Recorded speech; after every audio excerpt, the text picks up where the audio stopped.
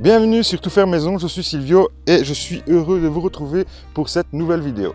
Aujourd'hui on se retrouve, je vais vous présenter un petit peu les nouveautés qui est dans le jardin, dans le potager cette année-ci pour 2020. Eh bien oui, on va parler la plus grande nouveauté que certains ont déjà vue, puisque j'ai déjà fait un live à l'intérieur, eh bien c'est la serre. La serre, on va en parler un petit peu. Parce que la serre, entre autres, elle a été bien sûr achetée. J'ai acheté la structure en aluminium à part de la bâche, puisque la bâche, ce sont pas une, mais plusieurs bâches de récupération. J'ai eu l'opportunité de recevoir de la bâche pour moi équiper une serre, et il se faisait que cette bâche faisait plus ou moins dizaines de mètres, ce qui est la longueur totale de ma serre. Donc j'ai décidé d'utiliser cette bâche, en fait ces deux bâches, parce que c'était deux bâches, d'utiliser ces deux bâches pour en faire qu'une et pour faire la structure qu'on peut voir ici de la bâche. On peut voir comment elle est conçue. On peut voir que c'est pas une bâche très fine. C'est une bâche qui n'est pas une bâche d'origine, on peut le voir parce qu'elle est beaucoup plus épaisse. C'est une bâche qu'on utilise pour faire les podiums en fait. Vous savez, souvent sur les scènes, ils ont les toits transparents pour que la lumière puisse passer en plein jour. Eh bien, ce sont ces bâches-là. Il faut savoir que ces bâches sont à usage unique. Donc, ça veut dire que une fois qu'ils ont fini un festival ou un concert, eh bien, ces bâches sont destinées à aller quasiment à la poubelle. Voilà, j'ai eu l'opportunité via un youtubeur belge que les gens connaissent, je ne vais pas donner son nom pour pas qu'il soit harcelé si jamais des gens veulent des bâches, qui m'a fourni ces deux bâches en fait. Et donc on voit ici qu'il y a une première bâche qui est mise jusque la moitié de la structure, et une autre bâche qui vient sur l'autre moitié. Et moi j'ai fait comme une couturière, et bien je les ai ficelées. Vous aurez bien sûr des vidéos pendant que je parle qui vous montrera de quoi je parle exactement. Les vidéos parlent souvent bien mieux que les mots. Et donc voilà comment j'ai récupéré. Pour la partie qui est des côtés nord et sud, les pignons avec la porte, si vous vous souvenez, si vous êtes ancien sur la chaîne, vous pouvez voir que c'est en fait de la bâche de récupération, puisque ça vient de mes anciennes serres, une petite serre. J'ai réussi à faire avec les petites serres les côtés pignon nord, pignon sud. Donc voilà, tout de la récup pour l'instant dans la bâche. Ça tiendra ce que ça tiendra. Ça tient 2 ans, 3 ans, 4 ans, 5 ans, on verra. Mais bon voilà, c'était une façon en fait d'être économique, d'être un peu, faire de la récup un petit peu. Moi j'aime bien faire de la récup, donner plusieurs vies à des choses qu'on doit jeter. Et puis voilà quoi, donc ça tiendra ce que ça tiendra. Le jour où il faudra remplacer par une bâche d'origine, on prendra une bâche d'origine. Mais en attendant, j'aurais fait le temps nécessaire pour donner une deuxième vie à toutes ces bâches. Alors la serre, pour parler en elle-même, c'est une serre qui fait 40 mètres carrés, qui fait 10 mètres de long sur 4 mètres de large. Donc au plus bas, au plus haut, elle fait 3 mètres de haut. Bien sûr, elle est en forme de dôme, donc automatiquement on perd de la place sur les côtés. J'ai profité des côtés pour cultiver les pieds de poivrons surtout. Je remettrai aussi quelques pieds d'aubergine, quelques pieds de melon aussi pour tester.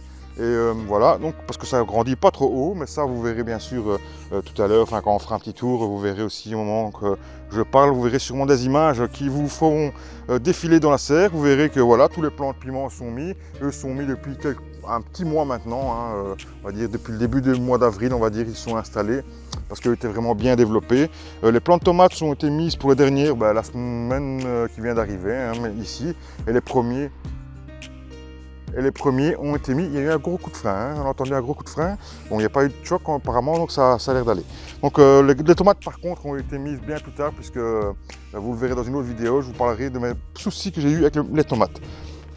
Donc voilà, donc les tomates sont installées. Il y en a encore une ou deux, je crois, qui doivent encore être installées, qui sont encore à la maternité, que je chouchoute. Voilà, ça c'est pour la serre. Que dire encore? J'ai installé des gouttes à gouttes, des tuyaux. L'année prochaine viendront des Zoya que je fabriquerai moi-même. Voilà. Cette année-ci, j'ai pas eu le temps de les fabriquer. Avec le confinement, on a eu du mal à se procurer ce qu'il fallait. Donc voilà, j'ai pas voulu perdre de temps encore à attendre à refabriquer des Zoya, les tester. Enfin, je voudrais les tester avant pour être sûr qu'ils fuitent bien. Donc je vais faire ça, on va dire cet été. Je vais les acheter, je vais les coller et puis on verra aller le placer peut-être après l'hiver ou quelque chose comme ça.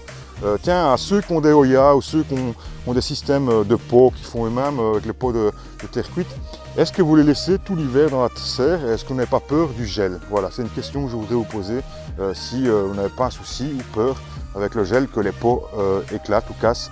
Vous qui êtes en possession d'Oya ou de pots en terre cuite, dites-moi en fait en commentaire si ça peut être problématique ou pas. Donc ça veut dire si ça pose question, si ça pose un problème, est-ce qu'on doit les enlever? Donc chaque été, on les remettre au printemps, on les retirer après fin des cultures d'été, ou alors on peut les laisser toute l'année sans souci de problème de gel, parce que voilà, je voudrais avoir peur que ça gèle. Si on met beaucoup d'eau par exemple l'hiver et que ça gèle et que ça fend, ce serait vraiment malheureux. Donc voilà, une petite question que vous répondez s'il vous plaît dans les commentaires, tous ceux qui ont des Oya. Voilà pour la serre, c'est tout ce que j'avais à dire, hein. On a mis un système d'eau, voilà, tout fonctionne bien. Maintenant il n'y a plus qu'à attendre, j'ai amendé bien le sol, j'ai bien mis du purin, j'ai mis une vingtaine de brouettes de fumier de cheval bien décomposé. Et voilà, maintenant on n'a plus qu'à attendre les récoltes.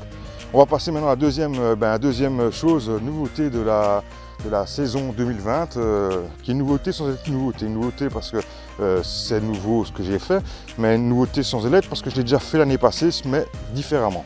Alors on va parler bien sûr de juste à côté de la serre, qui est la structure en fait pour les tomates extérieures en fait. L'année passée j'avais déjà, si vous vous souvenez, j'avais déjà fait une structure, mais à la va-vite on va dire, avec c'était juste des latapanes comme on appelle ça, hein, des latapanes qu'on met généralement sous les toits, hein, c'est juste pour les croisillons qu'on met sur les toits. C'était très fin, très léger et donc très fragile. Ça a fonctionné très très bien, hein. Ça a soutenu tous les tomates qui étaient ici. Je pense qu'il y avait plus de 70 pieds de tomates sur la structure qui est la même que celle-ci en grandeur. Donc ça fonctionnait très très bien et ça résistait. Sauf que dans le temps, à mon avis, ça n'aurait pas résisté très longtemps. Donc j'ai voulu, on va dire, faire ça un peu plus costaud avec des pieux qu'on enfonce bien sûr dans le sol, hein, des pieux métalliques. Ensuite, je suis venu mettre des chevrons qu'on met de l'extérieur. Je pense que c'est le chevron fait pour les terrasses, je pense, hein, qui résistent bien, qui sont traités. Et donc voilà, ce sont des chevrons qui font 2,20 m ou 2,40 m comme ça de haut, je pense que c'est 2,40 m de haut. Et ensuite je suis venu mettre une latre à chaque fois, à chaque coin, voilà, pour délimiter en fait les plants de tomates. Donc tous les plants de tomates viendront ici, donc tout le tour, hein, plus deux lignes qui viendront s'aligner ici. Et en tout ici je vais pouvoir mettre 70 pieds de tomates. Voilà, l'année passée j'en avais mis beaucoup plus, mais c'était un peu, on va dire, difficile d'accès.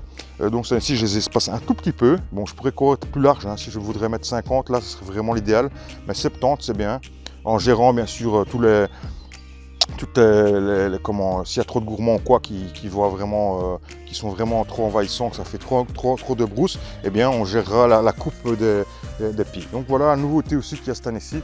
Donc ceci, quelque chose que j'ai fait, on va dire, il y a maintenant 15 jours, 3 semaines, juste avant, là, où vous pouvez voir aussi au sol que j'ai amendé, le sol avec aussi du fumier, tout ceci du fumier de cheval, comme je vous parlais, que j'ai mis dans la serre. Hein. Tout ceci, voilà, est amendé. On voit qu'en dessous, c'est assez humide. Hein. En dessous on gratte un peu, eh bien, quand on arrive presque à la terre, eh bien, c'est assez humide, malgré la sécheresse qu'on connaît ici en Belgique. Donc voilà, pour les deux structures que je voulais vous parler, les deux nouveautés en fait de ce potager pour les tomates. Voilà les amis, n'oubliez pas un petit pouce si vous avez aimé, si vous n'êtes pas abonné, abonnez-vous. Et si vous avez des commentaires à faire, des demandes, des suggestions à faire, eh bien passez par la barre des commentaires. Je vous dis à très bientôt et voilà, on se retrouve prochainement. Ciao ciao. Présentation de la serre et du portique à tomates première.